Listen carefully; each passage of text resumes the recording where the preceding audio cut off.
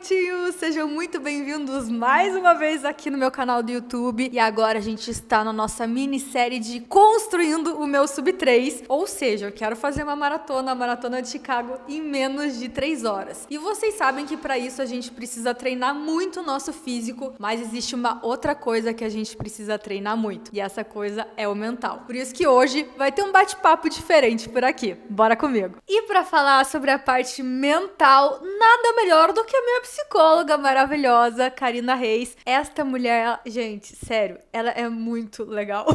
Não tanto, às vezes ela não é tão legal. Às vezes ela me passa uns exercícios que eu fico nervosa. Fazer uma troca bem legal hoje, que tenho certeza que vocês vão adorar. Inclusive, ela já participou do podcast do Runiverso. O feedback da galera foi incrível. Cara, agora seja muito bem-vinda obrigada, ao meu canal do YouTube. Tá aqui no canal também, que eu acompanho desde sempre. Para as pessoas que gostam de praticar esporte, né, digamos que de uma forma mais competitiva, talvez essa competitividade traga um pouco mais de tensão, de pressão, de ansiedade. Qual que é o impacto, né, do mental num treinamento, seja de maratona ou para alguma competição? Eu diria que o mental, na verdade, é o que faz o endurance acontecer. Então, a pessoa que passa muito tempo no sofrimento, ela tem que ter o mental muito mais forte até do que o corpo. Quando o corpo, ele cede, quando ele sucumbe, é o mental que segura. E aí existem 1001 maneiras, né, se não até mais do que isso, de estruturar esse mental. Então, é uma pessoa que, claro, ela já tem uma propensão para ter uma força mental muito alta. E aí, se a gente coloca a técnica e faz um trabalho de psicologia mesmo para isso, isso vai se prolongar para finalizar ou muitas vezes para fazer a escolha de parar uma prova. Porque também tem isso, né? Saber qual é a batalha que se quer estar para às vezes se poupar para um outro campeonato, para um outro desafio. Então, saber parar também exige uma força mental muito grande, né? Falando em conquistar, falando em pódio, falando em vencer os próprios desafios, existe sim um trabalho específico mental, mas a força mental, ela é muito mais importante até do que a força física, com certeza. E como que uma pessoa, ela pode, digamos que, fortalecer o mental, seja para acreditar numa meta ou para conseguir, sei lá, driblar melhor o desconforto. E às vezes a gente tem que aprender a suportar ele por horas, enfim. O suporte, ele vem para ajudar a aprofundar esse conhecimento sobre si mesmo, né? Então, quais são as histórias que se conta para si mesmo? Quais são os pontos em que se pode sucumbir ainda antes da hora, como que você faz para prolongar aquelas histórias que você conta para si mesmo, para continuar, porque na verdade é isso, é uma contação de histórias eternas que acontecem ali. Nossa, mas no que essas pessoas ficam pensando? Daí depois eu fui entender e fui viver na prática. Às vezes a gente já não tá mais pensando, às vezes já entra num estado até meditativo, mas existe isso, né, da pessoa dizer, ai, não aguento mais, ai, tá doendo, ai, pra que isso? O que eu vim fazer aqui? Isso não serve pra nada. Essas são as histórias que se contam para parar. Mas histórias que se contam para vencer, às vezes é porque que eu quero isso, eu só vou parar quando realmente terminar, eu quero, né, que meu pai, minha mãe, meu irmão, alguém se orgulhe de mim, eu quero viver essa experiência. E tem aquela mente que é tinhosa mesmo, que só vai largar o osso lá na hora que realmente tem que largar. Agora, dentro de um trabalho, de um projeto terapêutico, né, de um trabalho dentro da psicologia, voltado ao esporte e à performance, existem técnicas específicas que vão acontecendo junto com o próprio treinamento físico, né? Então, para que o treinamento físico acontece? Ele acontece para preparar o teu corpo para aguentar horas, a mente é a mesma coisa. Porque a hora que vem esses pensamentos que possam fazer você parar, a tua mente também precisa estar treinada para virar esse pensamento. Então, isso vai acontecer através de meditações guiadas, através de respiração consciente, através de técnicas oculares que vão fazer com que você quebre algum pensamento persistente. Então, existem técnicas que acontecem em consultório e fora do consultório, que acontecem entre uma sessão e outra, que vão ajudar você a fortalecer essa capacidade de pensar sobre terminar aquilo que se quer. E até porque, né, a nossa mente, eu digo por experiência própria, né, a Karina bem sabe disso. Eu aprendi a pedalar com 31, como vocês já sabem. Já fiz 3 provas de Ironman, que é 180 km de pedal. E até hoje eu tenho medo de bike. E assim, são fases e ciclos que eu vou no velódromo e eu chego lá e não consigo dar uma volta e vou embora morrendo de medo. Então, a nossa cabeça, ela não é só pensamento, ela também são sinapses neurais. E essas sinapses, elas produzem neurotransmissores. E alguns deles vão facilitar ou vão piorar o nosso rendimento. Então, quanto mais alto é o nosso estresse de pensamento ruim, pior é a química, menos favorável é a nossa química neural. Quanto mais positivo é o nosso pensamento, quanto mais a gente consegue encontrar prazer nesse desconforto, quanto mais a gente está leve para fazer aquilo que a gente já sabe que a gente faz, mais positiva é essa química. Então, a gente também precisa pensar sobre o que a gente está pensando para que a gente consiga ter uma reação química favorável. Estresse, ele não é favorável, porque o estresse ele baixa toda a frequência do corpo. E aí, quando eu estou falando de frequência, eu estou falando de circulação sanguínea, estou falando de toxinas paradas, estou falando de corte de fluxo mesmo. A gente tem que ser um pouco meio maluca para entrar no endurance, mas também meio saudável para dar conta desse endurance. E aí tem também um outro elemento que entra, que é um acompanhamento clínico, um trabalho de multidisciplinaridade e um acompanhamento nutricional, porque todas essas forças somam para que o todo aconteça de maneira mais inteligente e favorável. Mas e no meu caso, assim, pode até me usar de exemplo mesmo. Por que você acha que eu tenho essa oscilação tão grande com a minha relação com a bicicleta? A bicicleta, ela exerce um papel em relação a uma metáfora que a gente possa fazer sobre a autonomia, a capacidade de se sentir autônomo na vida, né? Então, pode parecer muitas vezes que a pessoa dá conta de tudo, mas esse dar conta de tudo pode esconder uma sensação muito profunda de solidão. Então, a bicicleta, ela vai trazer exatamente essa sensação, muitas vezes, de não estar conseguindo encontrar esse chão. E aí a bicicleta, ela coloca isso mais latente ainda, sabe esse voar? É como se a pessoa estivesse solta na vida, estivesse se perdendo na vida. A bicicleta, ela vai trazer isso de maneira mais forte. Então, o que a gente precisa trazer para essa pessoa, né? Essa sensação de que ela está calçada, de que ela tem para onde correr, de que está tudo bem, de que, embora ela não esteja sentindo o solo com os pés, ela ainda está no chão. Então, é um trabalho mental, mas é um trabalho também emocional muito profundo, porque a gente precisa buscar lá no passado, toda a história que aconteceu pregressa, toda a condição familiar, todas as vivências que tiveram, para entender o porquê que muitas vezes esse chão falta. Sim. Então, quem é que solta a gente, geralmente, da bicicleta? É o pai. Então, como é que está essa relação? Como é que foi essa relação? Meu pai não me soltou. Esse pai às vezes protegeu demais, né? Ou também estava tão ocupado buscando suprir outras questões, né, da família ali, porque é isso, o papel do provedor de trazer o sustento para dentro de casa faz com que às vezes o homem fique muito ausente, né? Às vezes a mãe também precisa ir para fora e precisa também estar ausente. Então, não é que essa mãe e esse pai não quiseram ter esses filhos, mas eles estavam dando importância para outras questões estruturais dessa família e muitas vezes estavam ausentes em algumas vivências que eram necessárias exatamente para que essa criança se sentisse amparada emocionalmente, né? Não é para culpar ninguém, é para ter uma compreensão maior e trabalhar a estruturação, né, desse emocional que muitas vezes possa ter ficado frágil ao longo da jornada da vida, né? E que às vezes criança a gente internaliza de uma forma e hoje em dia tem muito mais clareza, enxerga as coisas de uma outra forma, com outro viés e consegue reinterpretar, né, essas situações. E a terapia hoje ela é um lugar muito mais comum na nossa vida, né?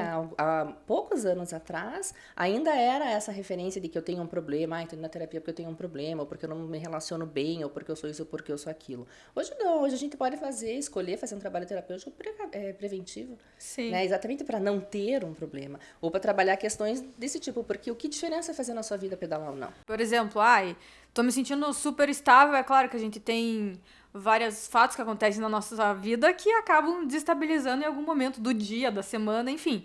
Mas digamos que tô num momento bom, mas quero buscar um profissional para potencializar minha confiança, chegar a fazer um sub-3 na maratona. Isso psicológico vai ser completamente utilizado. E você vai ter um objetivo muito específico, né? Por exemplo, você poderia ter buscado auxílio quando você decidiu andar de bicicleta a primeira vez. Porque você ali poderia ter pensado, nossa, mas esse é um lugar novo para mim, eu vou buscar um auxílio para eu já entrar com tudo, né? Mas você foi primeiro pela tua percepção, você experimentou, teve um suporte ali do teu treinador na época, e depois você foi percebendo que um medo do desconhecido ainda prevaleceu depois, né? Eu tive a experiência de começar a nadar aos 39. E aí eu comecei a perceber que eu tinha muita ansiedade quando eu fazia a virada olímpica. Depois eu fui saber que a minha mãe tinha sofrido um afogamento na minha gravidez. Então essa virada me colocava exatamente em contato com essa vulnerabilidade que está marcada na minha célula. Sim. Né, que foi vivida lá em algum momento. Então, dentro da tua história, existe algum momento em que esse lugar de soltura pra você não é tão confortável. Minha mãe quase se afogou quando ela tava grávida de mim. Por que eu não tenho medo da natação, será? Não aconteceu nada, né? Na natação você vai bem. Não é o que você mais ama, mas você mas vai. Eu não tenho medo. Tipo, Mas não tem tenho medo, de aparece nadar. mais na bicicleta, A né? bike Meu Deus, é surreal, assim, o que eu sinto às E vezes. você tem medo de cair? Tem dias que eu vou no velódromo, faço um treinaço, eu vou embora feliz. Eu sei que eu vou embora feliz se eu conseguir fazer meu treino. E tem outros dias que eu chego lá, eu paro de pedalar. Eu tô extremamente tensa e na reta, porque, sei lá, às vezes é mais fácil ter medo na curva do que na reta. Na reta, eu paro de pedalar. Não sei se isso me resgata. A primeira prova da Ironman, que eu passei um medo absurdo, que ventou bizarramente. Talvez isso possa ter agravado a Eu aversão. acho que foi um evento...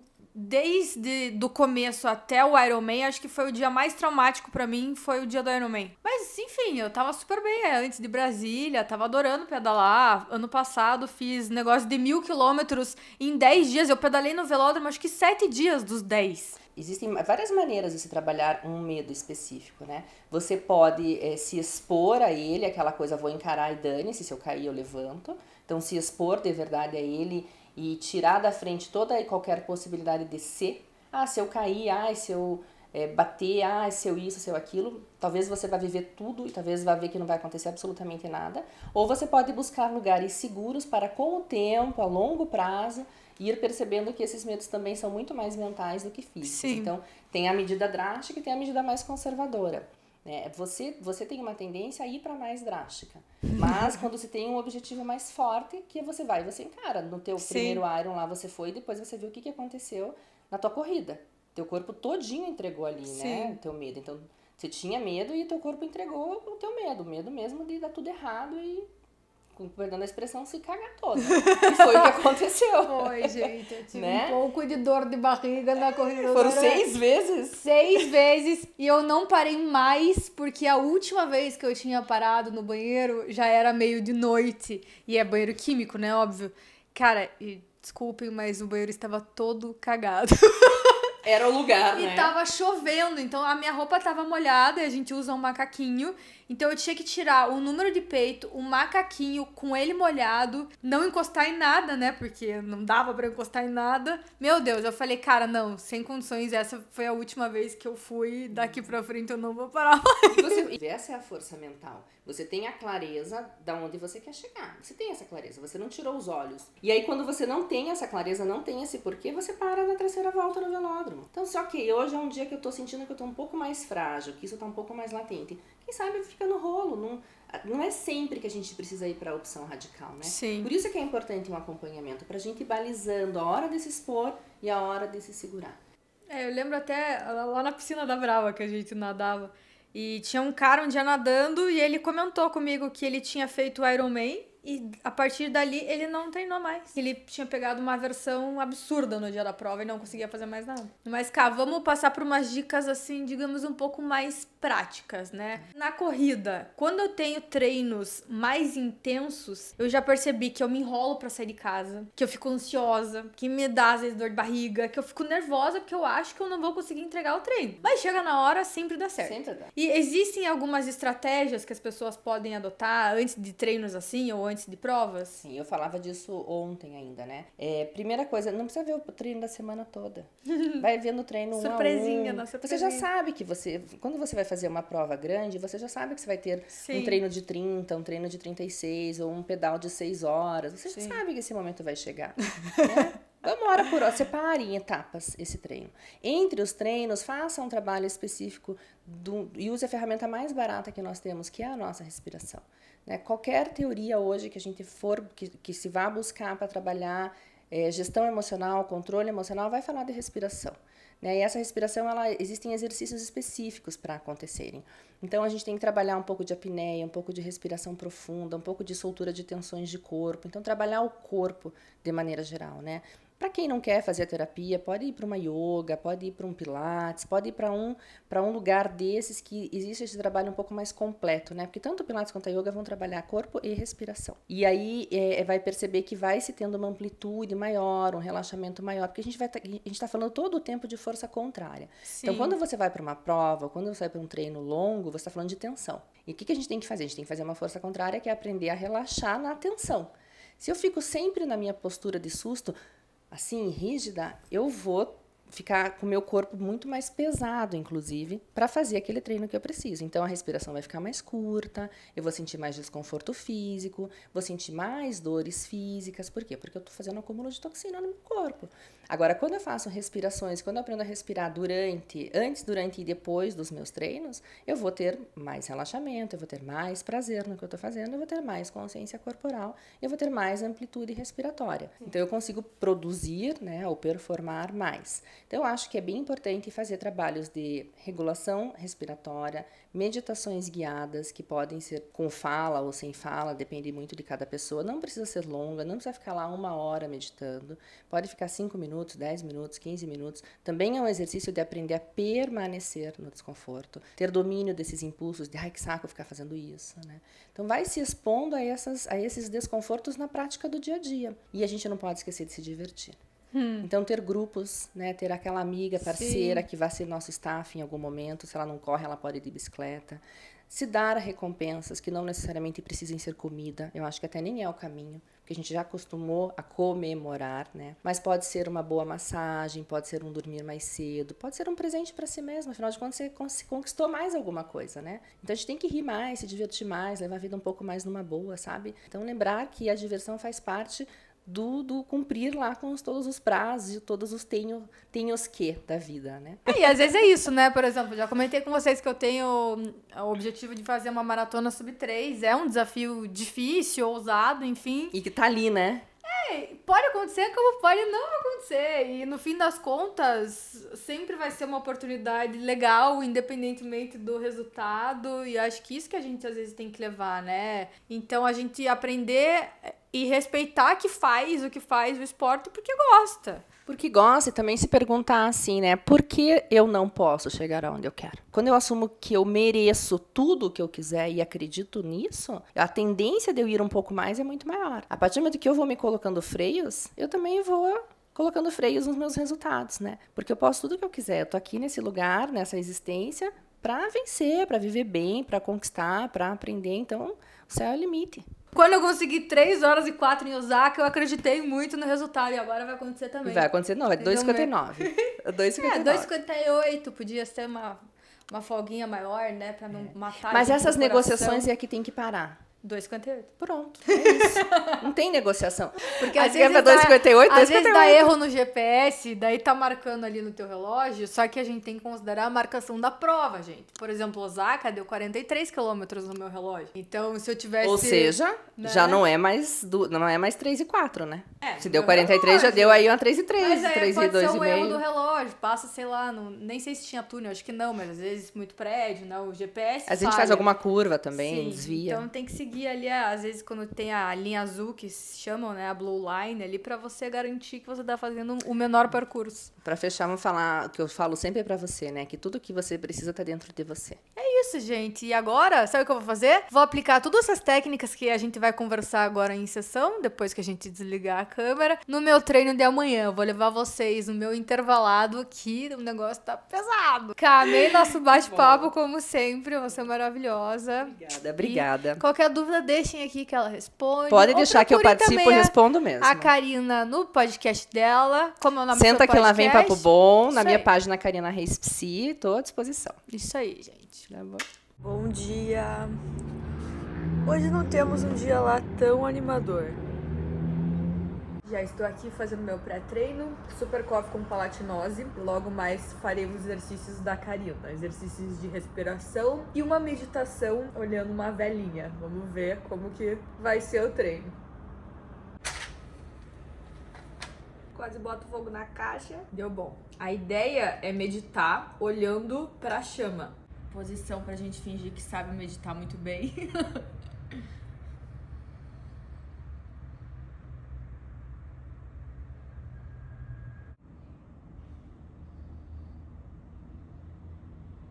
Coloquei um timer aqui no celular pra me ajudar a focar, porque eu tenho dificuldade em meditar, em fazer coisas em silêncio. Minha mente é muito ativa. Acredito que muitas pessoas têm esse mesmo problema, né? Parece fácil, às vezes, não, vamos sentar aqui pra meditar. Mas tudo começa a incomodar. Às vezes começa a doer as costas, dói o pé, dói o joelho. Você fica pensando em 1 bilhão de coisas que você tem que fazer, mas é justamente esse estilo de prática que faz você exercitar outros tipos de capacidades e habilidades. Enfim, a meditação sempre, digamos que fez parte da minha vida, porque ou eu quero meditar ou eu tento meditar, mas eu acabo quebrando ciclos. Vamos ver se dessa vez eu volto. E o que eu senti meditando, olhando a vela, é que o fogo, apesar de ser fogo, ele acalma. Essa fluidez dele acalma. E é justamente isso que a gente precisa ter na nossa vida, né? De certa forma, uma fluidez para lidar com as coisas, fluidez para lidar com o movimento do esporte, com todas as situações da nossa vida.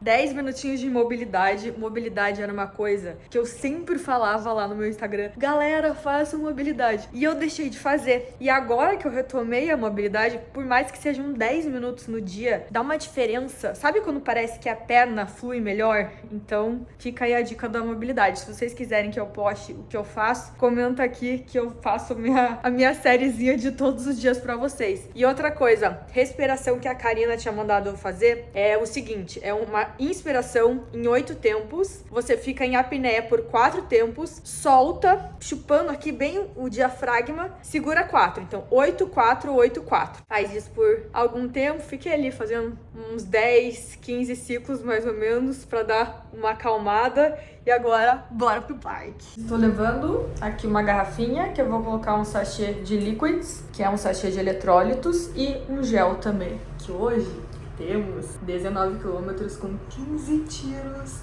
15 tiros de 800 metros. Deus me ajude. Bora, 3 quilômetros de aquecimento e depois começa o sofrimento.